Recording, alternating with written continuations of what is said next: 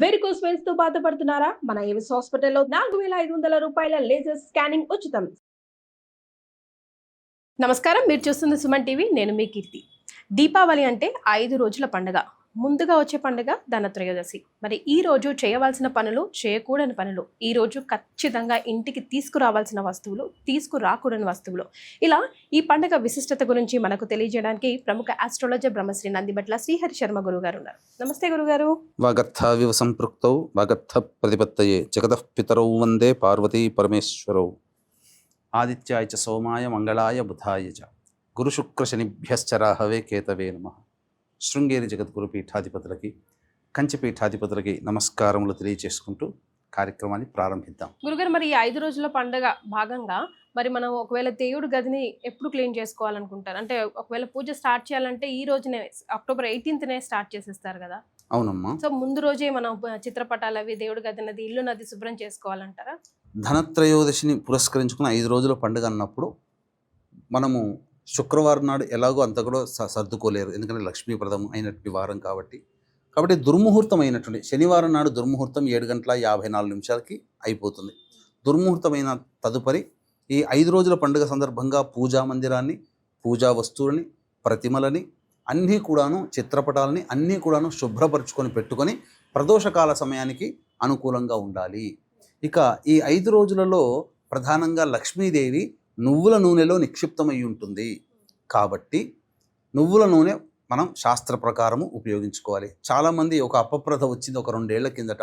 నువ్వుల నూనె ఒంటికి రాసుకున్నా, నువ్వుల నూనె ఇంట్లో దీపారాధన చేసినా దరిద్ర దేవత తాండవిస్తుందని చెప్పి అపప్రథ వచ్చింది. అది అవాస్తవమా. సకల శాస్త్రాలు, పురాణాలు ఈ యొక్క దీపావళి సందర్భంగా నువ్వుల నూనెలో లక్ష్మీదేవి నిక్షిప్తమై ఉంటుంది, నీటిలో గంగాదేవి నిక్షిప్తమై ఉంటుంది. ఎక్కడికో నదీ తీరానికి వెళ్ళి స్నానం చేయాల్సిన అవసరం లేకుండా ఇంట్లో ఉన్న నీటిలోనే ఈ 5 రోజుల పాటు స్నానం ఆచరించడం వల్ల గంగా స్నానం ఆచరించినటువంటి ఫలితాన్ని మనం పొందగలుగుతాము. కాబట్టి నిరభ్యంతరంగా నువ్వుల నూనె వాడవచ్చు. నువ్వుల నూనె లేకపోతే ఆవు నేతినైనా కానీ దీపారాధన చేయవచ్చు. ముఖ్యంగా ఈ 5 రోజుల పాటు లక్ష్మీదేవి యొక్క పూజ అనేటువంటిది సాయంకాలము ప్రదోషకాలం అనగా సూర్యాస్తమయం అయిన తర్వాత వృషభ లగ్నం అనేటువంటిది ఉంటుందమ్మా. అంటే వృషభ లగ్నము దేనికనంటే స్థిరమైనటువంటి లగ్నము. అంటే శాస్త్ర ప్రకారం ఉన్న 12 లగ్నాలలో చరలగ్నాలు 4, స్థిర లగ్నాలు 4, ద్విస్వభావ లగ్నాలు 4. కాబట్టి స్థిర లగ్నంలో లక్ష్మీ అమ్మవారిని ఆవాహన చేసి పూజ చేసుకున్నట్లయితే లక్ష్మీదేవి స్థిరంగా ఉంటుంది అని చెప్పి ఈ యొక్క నానుడి ప్రకారమే చాలామంది మార్వాడీలు కానీ, గుజరాతీలు కానీ, రాజస్థానీలు కానీ అందరూ కూడా ఆచరించేటువంటి లక్ష్మీ పూజా విధానము ప్రదోషకాలం అవ్వగానే అమ్మవారి పూజ అనేటువంటిది ప్రారంభిస్తారు. కానీ మనకేమో యాంగ్జైటీ ఆగదు. ఎప్పుడు సూర్యాస్తం అయిపోతుందా, ఎప్పుడు చీకటి పడుతుందా, ఎప్పుడు మతాబులు టపాకాయలు కాల్చుకోవాలా అంతా కూడా. కానీ యాంగ్జైటీ అనేటువంటిది తగ్గించుకొని మనం ఎప్పుడు కూడా 9 గంటల తర్వాత కనుక చేసుకున్నట్లయితే ఈ సమయంలో లక్ష్మీ పూజ కనుక చేసుకోవాలమ్మా.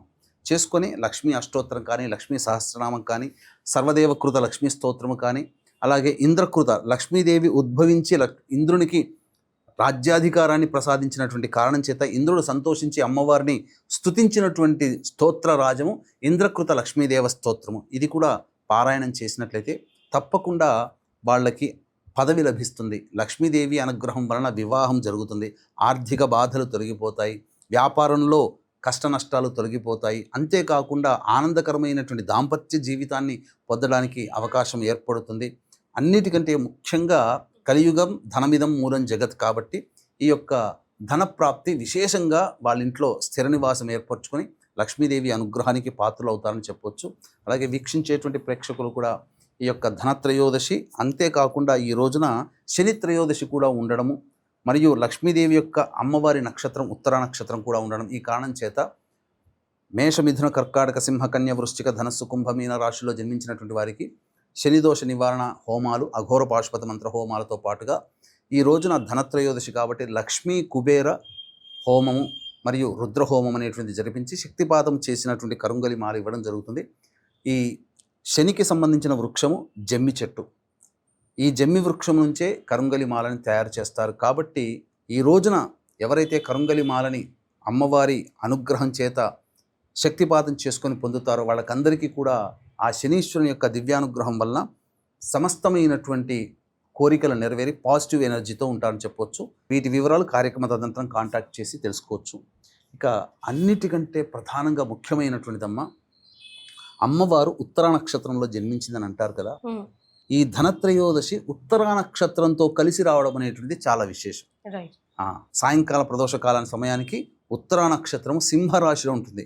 ముఖ్యంగా గుర్తుపెట్టుకోండి వీక్షించేటువంటి సుమన్ టీవీ ప్రేక్షకులు కూడా, లక్ష్మీదేవి స్థిరంగా ఉండాలి అని అంటే ఆ అమ్మవారి జన్మ నక్షత్రము స్థిర రాశిలో ఉండాలి. స్థిర రాశి సింహరాశి, వృషభ రాశి, వృషభ లగ్నము, సింహలగ్నము, వృశ్చిక లగ్నము, కుంభలగ్నము, ఈ 4 స్థిర లగ్నాలు. వృషభ లగ్నము ఉండగా అనగా అదొక స్థిర లగ్నము. రాశి కూడా సింహరాశి అవ్వడం అది స్థిర రాశి. గుర్తుపెట్టుకొని 7 గంటల 29 నిమిషాల నుంచి 9 గంటల 29 నిమిషాల మధ్యకాలంలో ఈ 5 రోజుల పాటు బలిపాడ్యమి యమద్వితీయ వచ్చేంత వరకు మీరు అమ్మవారి యొక్క ఆరాధన చేసినట్లయితే సమస్తమైనటువంటి కోరికలు నెరవేరుతాయని చెప్పడంలో ఏమాత్రం సందేహం లేదు. పూర్వకాలంలో అందరూ ఆచరించారు. మీరు కూడా ఆచరించి అనుభవపూర్వకంగా దాన్ని తెలుసుకొని తరించమని తెలియచేయడం జరుగుతుంది. చాలా సంతోషం గురుగారు. ధనత్రయోదశి రోజు ఏం చేయాలి, ఏం చేయకూడదో వివరించారు. ధన్యవాదాలు. సర్వం శ్రీ ఉమామహేశ్వర పరబ్రహ్మార్పణమస్తు.